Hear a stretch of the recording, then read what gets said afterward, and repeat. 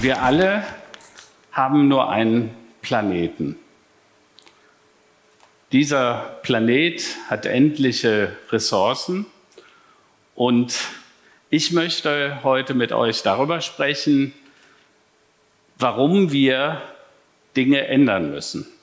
Ich möchte mit Stephen Hawking starten. Stephen Hawking hat vor seinem Tod gesagt, in 100 Jahren werden wir Menschen diesen Planeten verlassen haben müssen, weil alle Ressourcen verbraucht und das Klima vermutlich komplett im Eimer sein wird. Vieles könnte darauf hindeuten, dass er recht hat. Ich möchte euch aber heute dazu verleiten, mit mir einen Perspektivwechsel zu machen. Warum Krisen auch Chancen sein können und warum der technologische Fortschritt auch ein Hebel zu mehr Nachhaltigkeit sein kann. Genau darum geht's und es geht auch darum, warum wir die Zukunft provozieren müssen. Also es reicht nicht nur zu sagen, wäre schön, wenn das und das passiert. Wir müssen förmlich die Dinge bestimmen. Und darüber möchte ich mit euch sprechen. Denn, wie wir alle wissen, steht die Menschheit im Moment vor vielen Herausforderungen. Wir haben auf der einen Seite Bevölkerungswachstum. Wir sind aktuell knapp 7,8 Milliarden Menschen. Demnächst in 30 Jahren werden wir wahrscheinlich 9,5 oder 10,5 Milliarden Menschen sein. Kommen eben mal 2 bis 3 Milliarden Menschen dazu. Digitalisierung und Abhängigkeit von den Systemen, steigende Vermögens-, aber auch Geschlechterungleichheit, Umweltverschmutzung, neuerdings Pandemien, Klimakrise, Klimawandel und bei uns dann Migration und Flüchtlinge als Folge, aber gleichzeitig auch alternde Bevölkerung. Keines dieser Probleme macht an irgendeiner Landesgrenze Halt. Das sind alles globale Phänomene. Und egal wie wir es wenden oder betrachten, ob wir Klimakrise uns mal anschauen, Klimakrise führt dann zu Extremwetterereignissen, zu Wasserkrisen, zu Nahrungsmittelkrisen. Und in der Konsequenz, im Zentrum steht immer tiefe soziale Instabilität.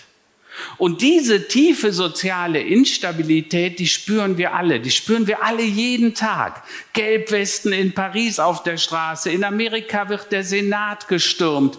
QAnon und Verschwörungstheoretiker auf unseren Straßen. Und in England sowas wie der Brexit. Alles Folge von tiefer sozialer Instabilität. Wirtschaftlich, aber natürlich auch im sozialen Bereich.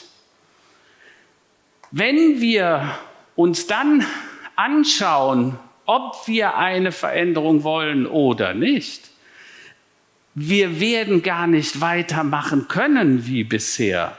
Denn wenn alle Menschen auf diesem Planeten so leben würden wie wir hier in Europa, bräuchten wir schon jetzt 3 Erden an landwirtschaftlicher Nutzfläche, an Energie und an Rohstoffen. Also ein Weiter so wird auch deshalb schon gar nicht möglich sein. Wir werden etwas ändern müssen. Übrigens, wenn wir so leben würden wie Amerika, würden wir wahrscheinlich schon heute 5 Erden benutzen, so glauben Wissenschaftler.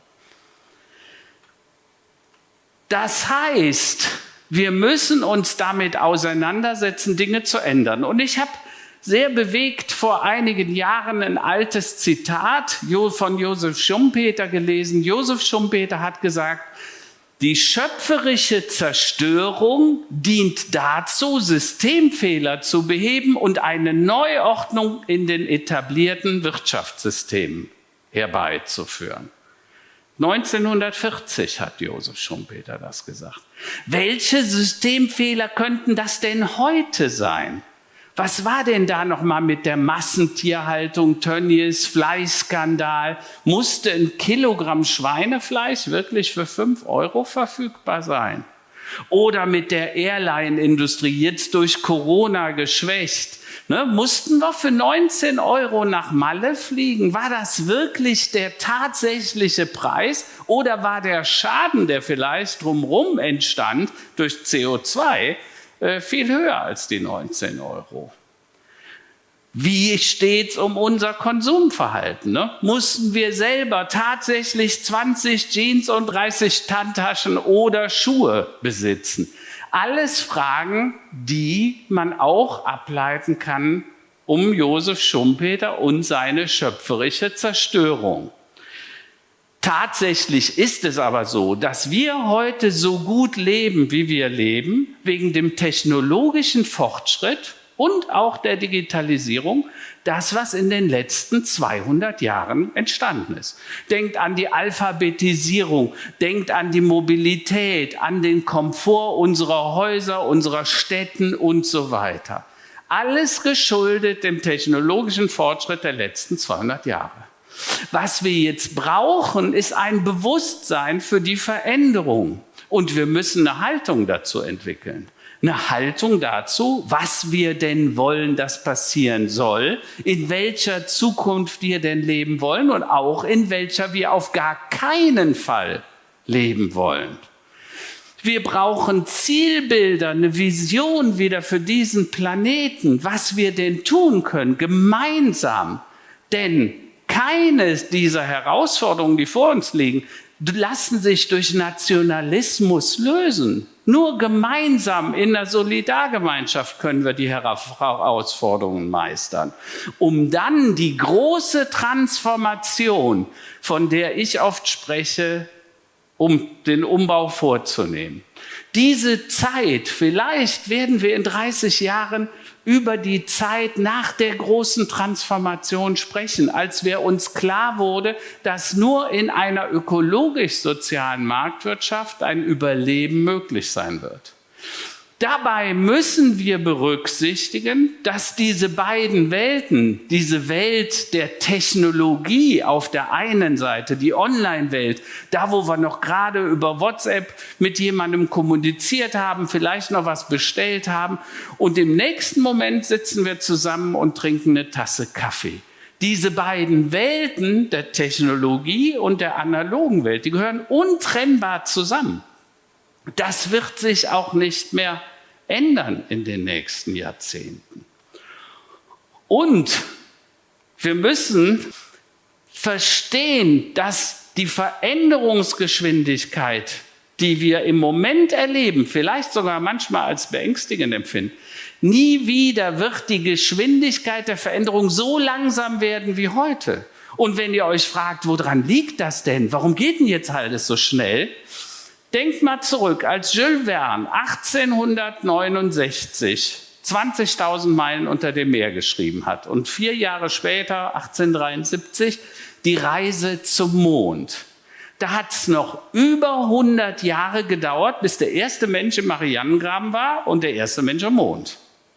Heute, wenn jemand sagt, wie Elon Musk, ich will zum Mars, dann ist der 5 Jahre später auf der ISS-Raumstation. Warum? Aus 100 Jahren sind 5 geworden, weil die Technologien verfügbar sind. Das ist der entscheidende Unterschied. Jede Idee erzeugt und beschleunigt die Erfindung der nächsten und so weiter. Das heißt, in wenigen Jahrzehnten werden wir jeden Monat, jedes Quartal den technologischen Fortschritt des letzten Jahrhunderts erleben. Und dieses Verständnis wird uns weiterhelfen. Kapital fängt an, der Nachhaltigkeit zu folgen. Nicht, weil das Kapital vernünftig geworden ist, sondern weil Kapital sagt, das Risiko der Nicht-Nachhaltigkeit ist mir viel zu hoch. Das ist eine gute Nachricht für uns alle. Das heißt, auch der Kapitalismus fängt an zu verstehen, dass wir nur einen Planeten haben. Und Plattformen, Software und Service bestimmen in Zukunft unsere Werte von morgen.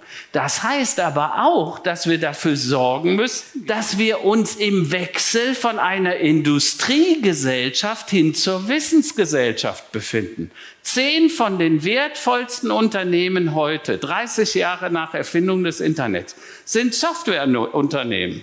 Ja? Das heißt, das hat sich schon radikal geändert und das wird sich auch weiter so ändern. Wenn wir dann anschauen, welche Chancen diese Wirtschaft hat, schauen wir uns das mal an, diese Wissensökonomie. Eine Stadt, eine Smart City braucht 70, 80 oder sogar 90% weniger Energie, weniger Verkehr, weniger Rohstoffe und erzeugt damit auch weniger Abfall und Pollution als eine nicht smarte Stadt. Das ist nur möglich auf Basis von künstlicher Intelligenz. Wenn wir uns dann anschauen, dass ja bald schon 8 Milliarden Menschen auf diesem Planeten vermutlich in Städten leben werden, dann muss man sich fragen, wäre das nicht erstrebenswert, so viel weniger Ressourcen zu brauchen. Dematerialisierung, das heißt, wenn euer Bahnticket, euer Flugticket zum QR-Code auf dem Handy geworden ist, dann brauchen wir kein Papier mehr. Wir brauchen keinen Drucker mehr herstellen. Der Drucker besteht aus 300 Teilen, Kunststoff, alle möglichen Materialien. Die brauchen wir alle nicht zu produzieren. Die gesamte Wertschöpfung löst sich auf. Selbst der Toner und die Energie für den Drucker werden nicht mehr gebraucht. Jetzt kann man sagen, naja, hast du vielleicht ein gutes Beispiel für Dematerialisierung? Das ist ein gutes Beispiel dafür, das Auto oder halt das gescherte Auto. Also sprich, eure PKWs werden heute mit 5% der Zeit genutzt. 95% steht ein PKW dumm rum. Die Zukunft der Mobilität ist nicht das Elektroauto, sondern die gescherte Fahrgastzelle, die vielleicht sogar selber fährt. Und wir brauchen dann in Städten, also wenn wir ein Auto auf eine Plattform setzen, das dann scheren und in eine Serviceökonomie einstellen, brauchen wir in Städten vielleicht noch jedes 20. oder nur noch jedes 50. Auto. Das heißt, das beste Auto ist das, was nie gebaut wurde. In jedem Auto, was hergestellt wird, stecken 8 Tonnen CO2, dann ist das noch keinen Meter gefahren. Beim Elektroauto sind das übrigens vermutlich etwa 12 Tonnen CO2. Das heißt, wir können irre viel Ressourcen sparen, wenn wir uns um Serviceökonomie bemühen, also Teilen wird zum Neuen haben und daraus dann die Kreislaufwirtschaft ableiten, eine Wirtschaft, in der Ökologie, Ökonomie und Soziales quasi eine Chance haben, weil wir viel verschwendungsfreier leben. Wie können wir Technologie konkret nutzen? Beispiel Photovoltaik. Jedes Jahr fallen 1,6 Milliarden Terawattstunden Sonnenenergie auf diesen Planeten. Die Menschheit, wir alle zusammen brauchen 22.000 Terawattstunden. Auf einer Fläche von 100 mal 100 Kilometer Photovoltaik könnte man theoretisch etwa die Energie von Deutschland, vielleicht sogar Zentraleuropa speichern. Das hätte den Nebeneffekt, dass wir beispielsweise in Wüstenregionen, Afrika oder auch anderen Wüsten, können wir die Energie herstellen und diese Länder würden statt Entwicklungshilfe von uns, wir würden denen Energie abkaufen. Wir können es so machen wie die Bäume. Wir können aus der Luft CO2 entnehmen, das aufspalten in Kohlenstoffe und in Wasserstoffe, den Wasserstoff über ein Elektrolyseverfahren zu Benzin, Diesel, Kerosin oder anderen Brennstoffen machen. Das Gute ist, dann fahren die Autos oder fliegen die Flugzeuge CO2-neutral. Das heißt, wir bräuchten unsere Verbrenner nicht wegzuschmeißen, wie im Moment die Automobilindustrie uns glauben macht, sondern wir könnten den Diesel, der 30 Jahre ist, noch 100 Jahre fahren, weil der ist CO2-neutral und wird auch keinen Ruß mehr ausstoßen. Meerwasserentsalzung können wir mit der überschüssigen Energie, weil wir haben Energie ohne Ende. Wir brauchen keine fossilen Brennstoffe, kein Gas, keine Kohle, keine Atomenergie. Wenn wir das intelligent managen, können wir das machen, können Meerwasser entsalzen, was relativ energieintensiv ist, und dann damit degradierte Böden rekultivieren. Denkt mal an Wüsten, Umfelder und könnten diesen Menschen wieder Landwirtschaft erlauben. Aber wir könnten natürlich auch aufforsten. Ein Baum, ich weiß nicht, ob das viele wissen, 99,5% der Materie eines Baumes kommt aus der Luft. Nur 0,5% des Baumes kommt aus dem Boden. Das heißt, der Baum macht es genau wie wir mit dem CO2. Der nimmt CO2 aus der Luft, spaltet das auf, macht dann daraus Kohlenstoffe, Wasserstoffe und speichert mit einigen wenigen Atomen Eisen und Magnesium dann und baut daraus sein Holz. Deshalb ist der Baum gespeicherter Kohlenstoff.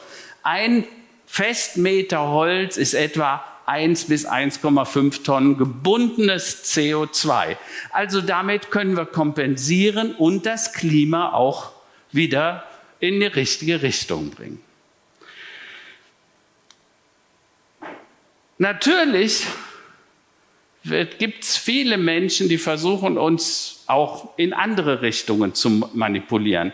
Ich habe ein Zitat mitgebracht von Antonio Gramsci, der hat 1937 gesagt, die alte Welt liegt im Sterben, die neue ist noch nicht geboren. Dies ist die Zeit der Monster. Welche Monster er gemeint haben könnte, ist klar: Stalin, Hitler, Mussolini. Heute haben wir wieder Nationalisten, die uns glauben machen wollen, dass nur durch Nationalismus die Lösungen herbeizuführen sind. America first, Italy first oder Deutschland zuerst. Das ist Quatsch. Das geht nur gemeinsam und in einer solidarischen Gemeinschaft. Und deshalb möchte ich euch sagen, ich habe keine Angst vor technologischer Zukunft oder vor künstlicher Intelligenz. Aber was mir große Sorgen macht, ist natürliche Dummheit.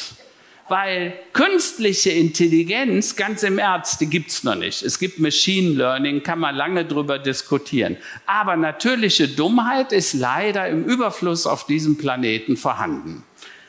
Fakt ist, ja, wir können noch dafür sorgen, dass wir in 100 Jahren diesen kleinen Planeten nicht haben verlassen müssen. Wir können noch dafür sorgen, dass auch unsere Kinder und Enkelkinder ein lebenswertes Leben auf diesem Planeten haben. Wir können auch noch dafür sorgen, dass wir die Wirtschaft, das Bildungssystem, unser Werte- und Arbeitssystem umbauen und eine neue Ökonomie, die ökologisch-soziale Marktwirtschaft erfinden. Die ist erst 250 Jahre alt, unser Wirtschaftssystem. Und deshalb fordere ich euch auf, habt Mut, habt Lust auf morgen, habt Lust auf Zukunft.